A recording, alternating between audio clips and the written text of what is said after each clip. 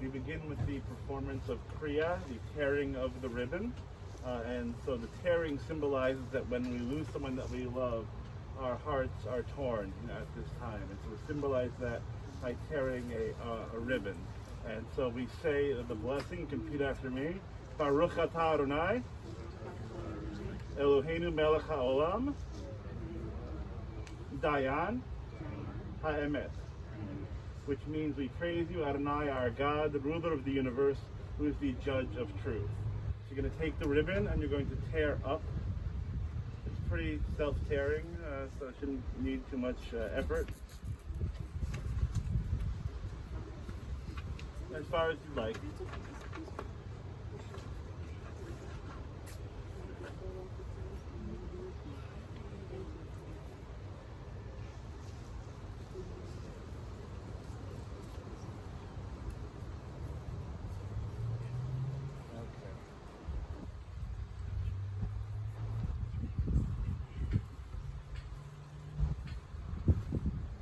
Death has taken our beloved Larry.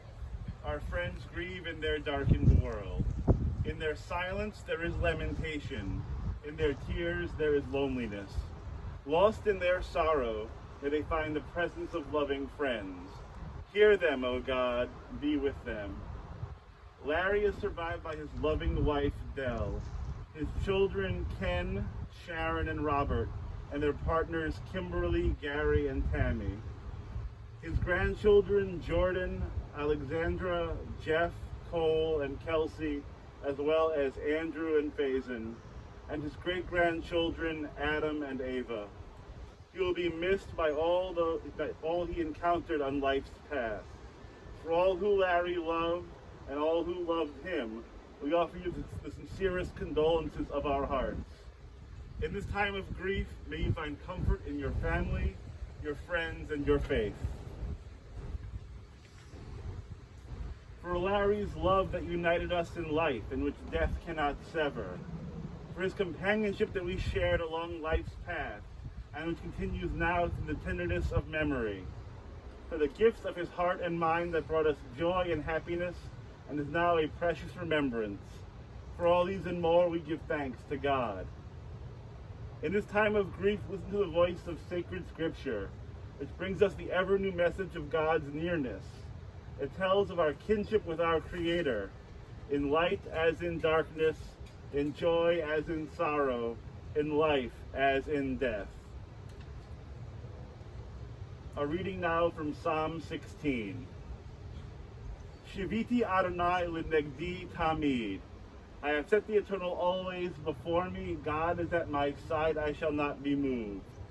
Therefore does my heart exult and my soul rejoice, my being is secure. For you will not abandon me to death, nor let your faithful ones see destruction. You show me the path of life, your presence brings fullness of joy, enduring happiness is your gift. Psalm 121. Esa enai el harim me'ayin yavo ezri. Ezri me'im Adonai oseh shamayim va'aretz. I lift up my eyes to the mountains. What is the source of my help? My help comes from God, the creator of heaven and earth. God will not let your foot give way, your protector will not slumber. See, God neither slumbers nor sleeps. God is your guardian. God is your protection at your right hand. The sun will not strike you by day, nor the moon by night. God will guard you from all harm. God will guard your soul, your going and coming, now and forever.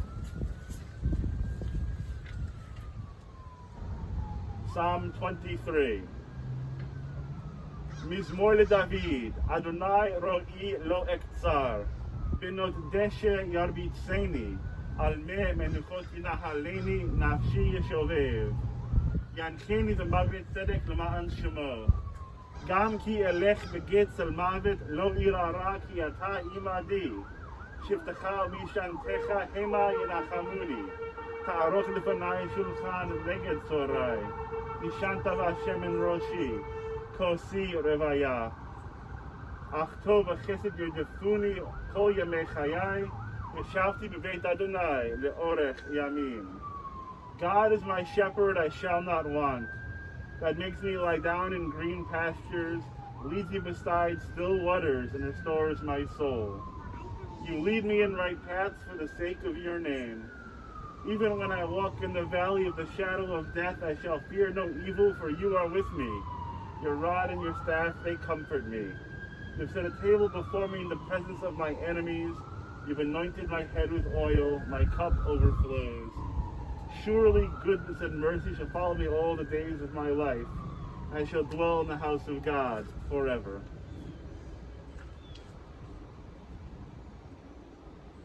"'Tis a fearful thing to love what death can touch. A fearful thing to love, to hope, to dream, to be. To be and oh to lose. A thing for fools this, and a holy thing to love. For your life has lived in me, your laugh once lifted me, your word was gift to me. To remember this brings a painful joy. 'Tis a human thing, love, a holy thing, to love what death has touched." The child asked, "Tell me of life." And the sage answered, "Life, my child, is a mystery. We do not ask to be born, nor do we even understand the meaning of birth, of creation. We grow and we experience life's pleasures and pains. We love, and slowly, oh so slowly, we come to realize that we have become, that we are. At that moment we humble ourselves before the mystery of life and quietly say, though I knew it not, I have been granted the most precious gift of all, the gift of life." And the child asked, "Tell me of death." And the sage answered, "Death, my child, is a mystery.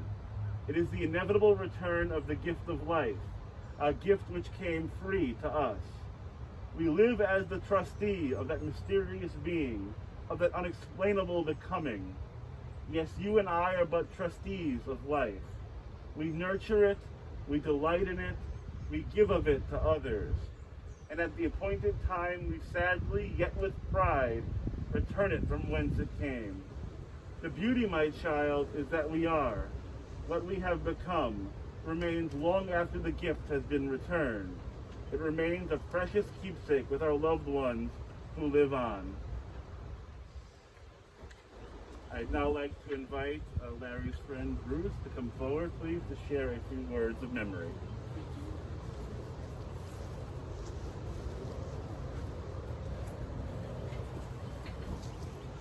I'm okay. So where do you start?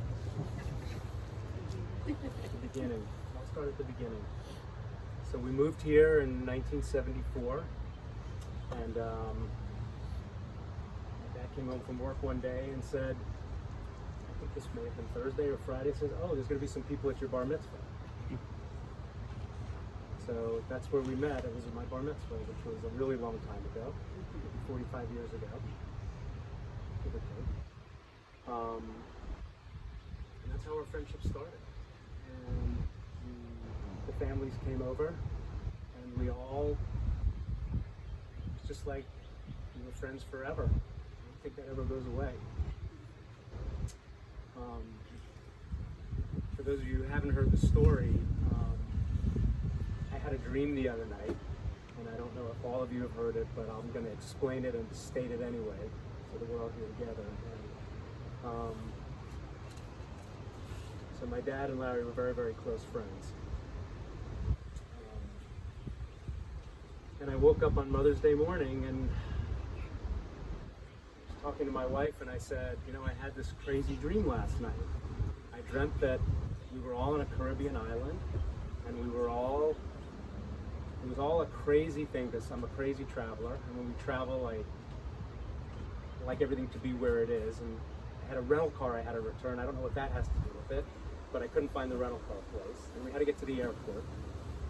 We get to the airport, and a whole bunch of people we knew running around the airport, and I was running into all these people I knew, and then who do I see wearing an orange and white cabana shirt? It is Larry Krug. And Larry's standing there kibitzing with the lady at the ticket counter. And I walk over, and I don't even remember if there was a conversation or what the conversation was, but he was tanned, black hair, looked wonderful, not thin, because I don't know that he was ever thin, but he was certainly in way better shape than the last time I saw him. And it was a great encounter, and we all walked away. And that's how I'm always going to remember him. Tanned, happy, kibitzing, and wearing an orange and white shirt. And I understand that means something. And, you know, that's all I can tell you. And I woke up and I told my wife the dream. And literally the next morning is when he passed. There's so many stories about Larry and Dell and Sharon and Rob and Kenny and all of us who grew up together around here. I'll get to that. It won't take too long. But I wrote some notes down because I know if I tried to remember everything, I would. So you know, we had lots of family dinners and lots of time, and I think that's where I kind of learned a lot of my wit was really from your family, just sitting around, and because you couldn't hold your own with the Krug family unless you had some sort of a sense of humor. So, what's that? You said the piece again. Everything. There's lots of things, but you know, just the wittiness and the fun and the love and the humor is what I will always remember from the entire family. So the vivid memories: my dad and Larry going to lunch, driving in the LeBaron convertible with their straw hats on. Was it every Wednesday? Carolie's here. She remembers that from our Sunset Point days, and it was Thursdays. It was Thursdays. Very, very, very good. I remember all those details. I remember the days sitting in your house watching Saturday Night Live, and everybody was there watching Frisky chase her tail. So they had a dog that was really crazy, and that's the only dog I ever remember you guys having. So I think after that was the end of it. So true. So we kind of all knew that. And then there were the deals. I mean, how could you talk about Larry without all of Larry's deals? Because if there wasn't a Larry deal involved with something, it just didn't make sense. So, not many of you know this, but Dell actually sold me my first house. You don't even remember that. You don't even know. So you don't even remember that. So when we went to go buy a house, Joan and I did not have enough money for a down payment, and interest rates were really high, and you know it was kind of a crazy time. So Larry's go, I got it taken care of. Don't worry. He goes, Dell's going to buy the house, and I said, well, that doesn't make any sense. So whatever it was, I needed a $10,000 down payment. So Dell bought the house. And then Larry turned around and sold me the house at the same closing for $10,000 more, so the bank would give us $10,000 more so that I could buy the house for my down payment. Now there was always a little catch in one of the deals because you know it was nothing was ever perfect. So you know he forgot the doc stamps on it, so I had to come up with that. But the bottom line was thank you, Del, for our first house, and you know, we've always remembered that, and you know it was great. This other couple was sitting there, so I was like, who are those people? And like, don't even bother. It's not even worth discussing. Then there was the Sandcastle condo. So somehow my parents, and I know there was some history before that, before I remember, but my dad came home one day and said, we're getting a condo on the beach, and it's only $10,000. And so my mother got to design this condo, and then he said, well, we're not really getting the condo, but now we got a piece of property in Ocala, which I think up until the last 2 years, we still owned and paid taxes on it. So then we wound up, it wasn't the greatest deal in the world, so, but you know, it's a good memory, let's put it that way. And then the White Elephant Flea Market. I mean, come on. Where did that even come from? You have the land, you gotta put it to use. So, for those of you who don't know, you know, Larry, I'm sure everybody knows the story, Larry and Belle opened up the White Elephant Flea Market. A bunch of wonderful, beautiful Jewish people from New York open up a flea market in Florida in the summer where it's 400 degrees. The only problem was it wasn't air conditioned. So, I have vivid memories of Sharon and Robert and I sitting, I don't even know what we did there, but every weekend we were at this flea market and we took turns wearing the big white elephant suit that was like 800 degrees inside. And Larry just reveled in being in that place and running around, and there was a restaurant, and it was really a crazy time. But I think it was just a way of just having friends be there. Sam and Norma were there, and everybody kind of hung out at the White Elephant. And even though it was kind of crazy and we sweated our you-know-whats off, it was fun. Took the cans out of the soda machine. And speaking of fun, there was fun. The turnip snack food. So every time Larry would come in, so a little history, Larry would come in pretty regularly because thank God Larry had Beth. Because without that, we probably never would have met. So Larry comes in and he just couldn't stop talking about this idea he had to make fun. And it was the turnip flavored turnip snack food. I don't know where it happened. I don't think I ever got a sample of it. But he had a whole plan for making flavored turnip snacks. Okay, so I'm like, all right, I think that's a good idea, Larry. I could let him talk about it. And the reused lottery tickets, I don't know really where that was coming from. That was a whole other deal. The car wash was the best. The car wash, you know, every time he'd come to our office, our staff loved him. I mean, he loved handing out the vouchers for the car wash. And I asked him one day, I'm like, do you actually make anything on that, or do you just give these vouchers out to everybody? Because everybody I knew had vouchers for the car wash on Curlew. So he loved to have that and how automated it was and everything. So he loved to talk about that. The big deal, the Charlie Wright burger. That was a big deal. That was the one that, you know, really put Larry over the top. And, you know, a more brilliant guy and caring guy and more loving guy you could never meet. And I don't think Larry ever did anything for himself. Larry did it always for you guys. I mean, every conversation I remember was about the kids, the grandkids, the great-grandchildren, the family. And that's what he was all about. He wasn't about making money to put in his pocket and to do whatever. It was all about his family. And that's really the important thing. And he had a lot of fun along the way, and we all had a lot of fun along the way with him. My last deal with him that he was going to try to get me into was a distillery, believe it or not, up in Newport Richie. He was pretty hot on that. But I knew at that time he was like talking, and we kept trying to make plans to go up there, but it never quite happened. So I just want to tell you, he was a very, very special person to all of us. To me, to my family, to my father's best friend. I miss them both dearly. Seeing Larry the last few times I saw him, you know, I'm glad this wasn't a long, drawn-out time for him, because that wasn't him. He was a very proud, very strong, very loving, kind, and above all, very generous man. So right now, I just want to wish you guys peace, blessings from our entire family, from our whole community, that we all can't be here. But this is probably what he would have preferred, because he was not the center of attention by any means. And for all of the family, we know that he loved you, and I will always remember him. And thinner, orange and white cabana shirt, with that smile on his face, and we love you guys. And Larry, rest in peace. Thank you.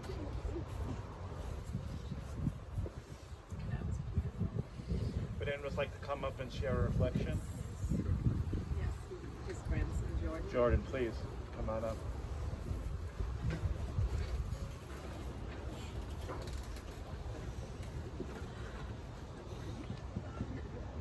Before I knew that parents could be friends, my first best friend was my grandfather. While we may have been decades apart in age, we shared a kindred spirit that brought us closer. In the early years, while other children were lost in the imaginary world of make-believe, my grandfather showed me how to stand tall with keeping my feet firmly on the ground. Years later, I realized that more than a friend, my grandfather was my professor in life in love, and in business, and if I pay close attention, I may learn lessons to some of life's important questions, lessons that will stay with me forever. For instance, lesson number 1, que sera, sera, what will be. Larry came from a neighborhood that no longer exists. Like many of his generation, young men and young women who were held back by now outdated traditions pushed limits in ways that made them special. Negotiation, making a sawbuck and reaching for the stars. Throughout my childhood, I'd listened to stories as Larry spoke of a young man from New York who was a door-to-door salesman, a mover and shaker, master of finance and baron of business. Having accomplished so much in his life, I once asked him throughout it all, was he ever afraid of failing? For which he answered yes, but que sera, sera, what will be, will be. Lesson number 2, never leave bacon on the table. As a child, I would always love to sleep in my grandparents' house. The pleasures of seeing them in their pajamas and freshly awake from a long night's rest made me feel closer to them for whatever reason. But sleeping at their house meant breakfast, which almost always included bacon. And tearing through my eggs and toast, I would always try to save the bacon till the end, hoping my grandfather wouldn't steal any, but he always did. In recent years, when I've been offered an opportunity or come across a new idea, I found myself in a mental escape, picturing a big plate of saved bacon. This rather pesky practice when I was a child taught me to never wait to take an opportunity, because you never know when someone's going to steal your bacon. Lesson number 3. Find a good partner and never let go. The formative years as a child are more powerful than many believe. As a hopeless romantic, I could not wait to meet the love of my life, and I learned what true unconditional love looked like while witnessing my grandfather's eternal courtship for my grandmother. During a visit as an adult to Florida with my then girlfriend, now fiancée, I was sharing with my grandfather some trouble I had with a business partner. While seeking his advice, he pulled me close and told me that, like him, I'll have many business partners throughout my life, but there's only one partner that truly matters. Pointing to my grandmother, as we sat amongst our visiting family and my future wife, he said softly into my ear, "Your grandmother. She's the reason for all of this. Find a partner like her and never let her go." I read somewhere that a person meets on average 80,000 people in a lifetime and makes 35,000 decisions in a given day. But just to think of how many things in Larry's life that had to go right, in a world that in the present may feel so wrong, that we should all find ourselves here together to celebrate his life is a truly awesome coincidence. So as we say our goodnight and our final farewell, I pray that I have as much influence on my grandson's life as Larry, my friend, my professor, my poppy, had on mine. Beautiful. Beautiful words.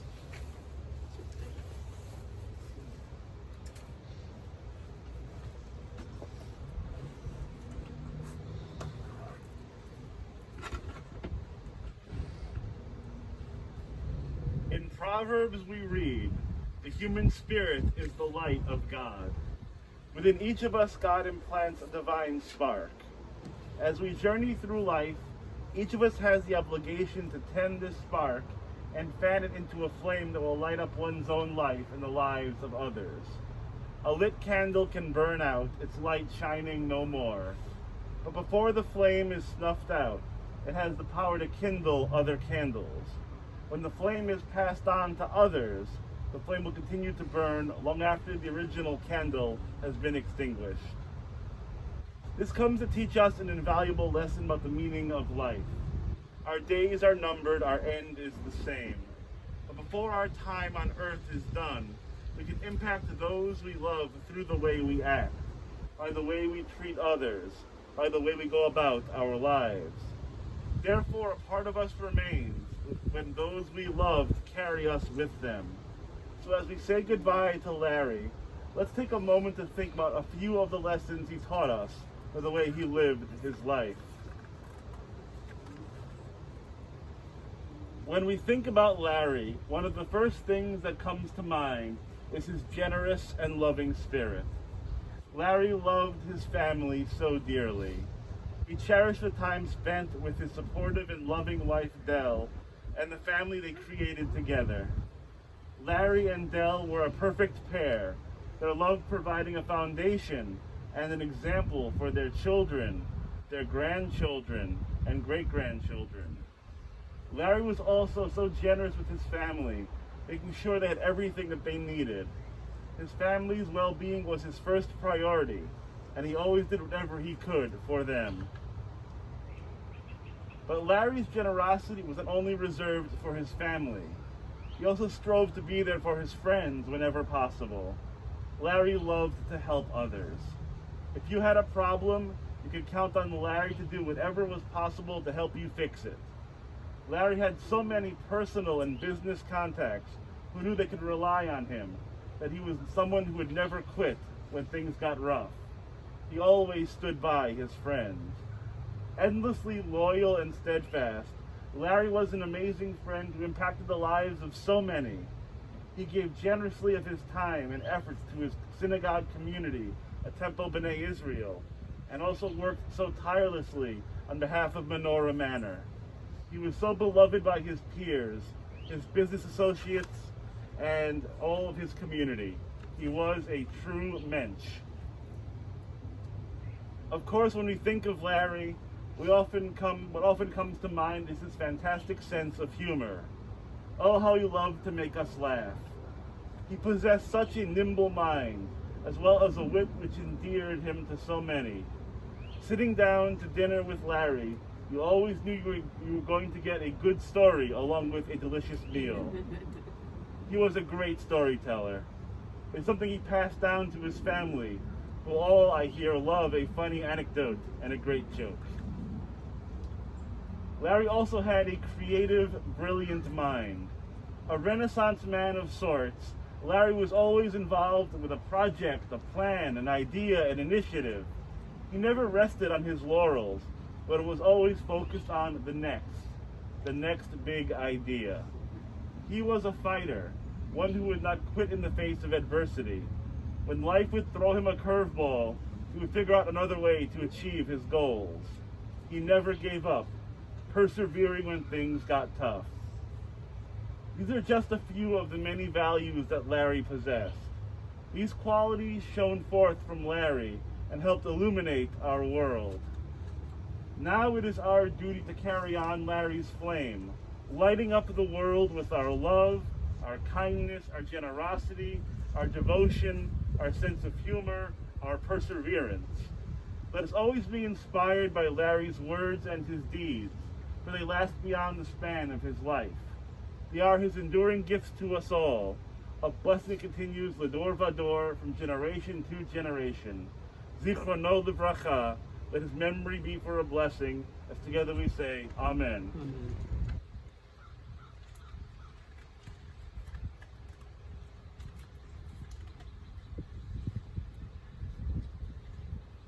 O God, you give us loved ones and make them the strength of our life, the light of our eyes. They depart and leave us bereft on a lonely way, but you are the living fountain from which our healing flows. To you the stricken look for comfort and the sorrow-laden for consolation. O God, we see life as through windows that open on eternity. We see that love endures as the soul endures, as you, O God, endure forever. We see that the years are more than grass that withers, more than flowers that fade. They weave a timeless pattern in a world that is your dwelling place of your love and your glory. Let's please rise together, if you are able, for El Malei Rachamim.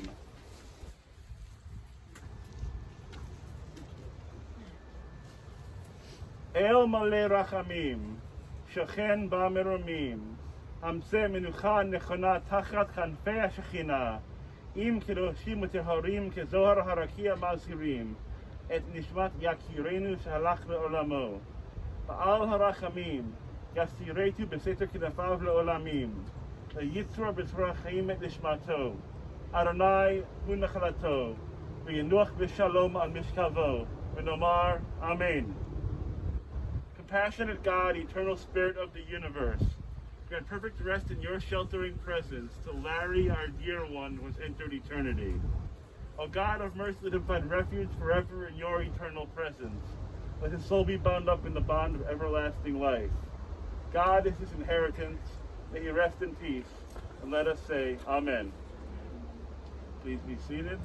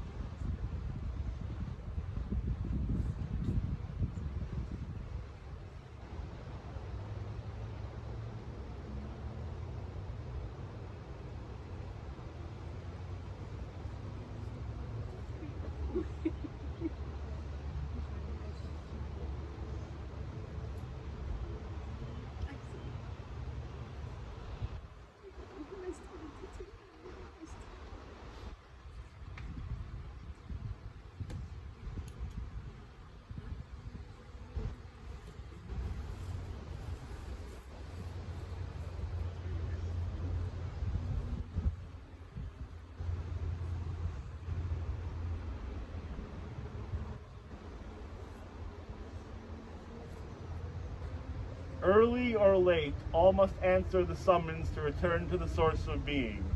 We lose our hold on life when our time has come, as the leaf falls from the tree when its day is done. The deeds of the righteous enrich us all, as the fallen leaf enriches the soil beneath.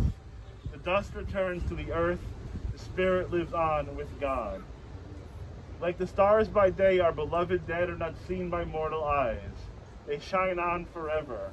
Theirs is eternal peace. Let us be thankful for the companionship that continues in a love stronger than death. Sanctifying the name of God, we honor Larry's memory. Let's rise together for Kaddish Yatom, the mourner's Kaddish, found on your handout.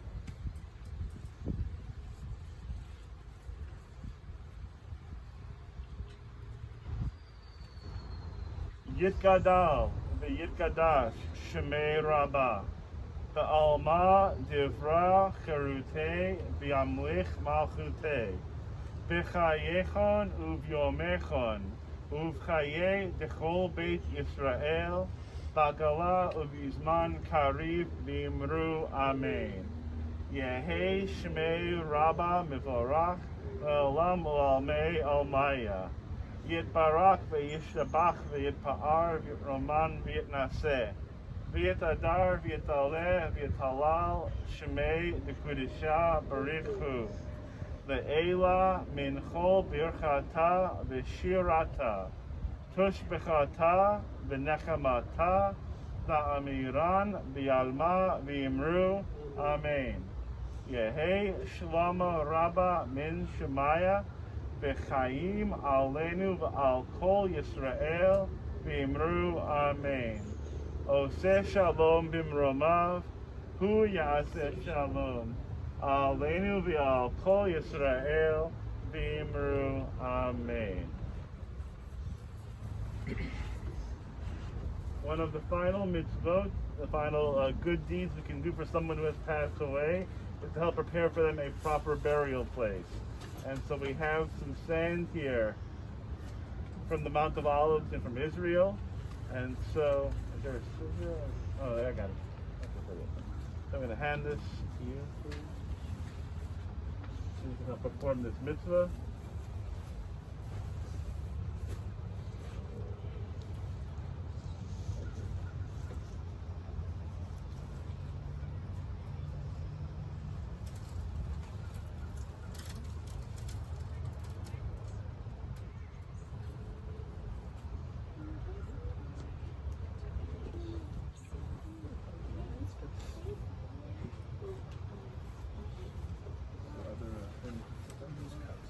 Yeah.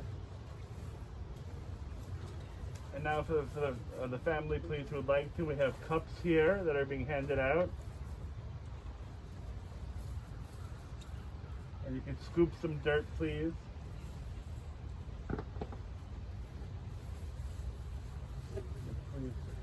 Yeah, please. So, if you need any assistance, David's there. You would come around this side here.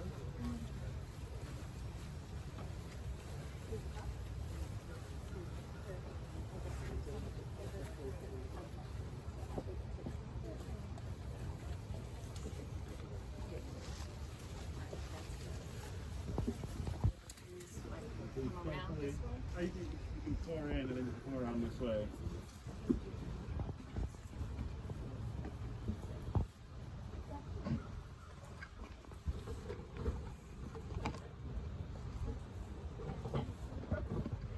Oh, you could create. You could create.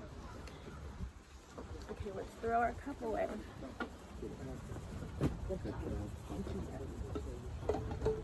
Good job, Eva. Okay. Okay. Condolences again for your Thank you so much. sorry for your loss. Condolences again. Both so beautiful. Condolences.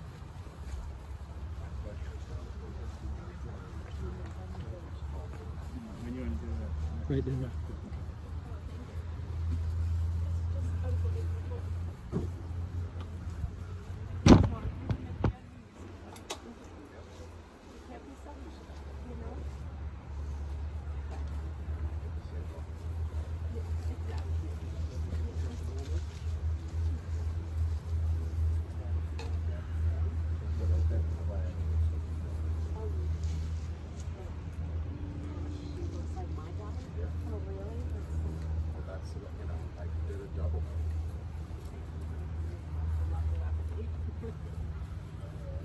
That's my daughter.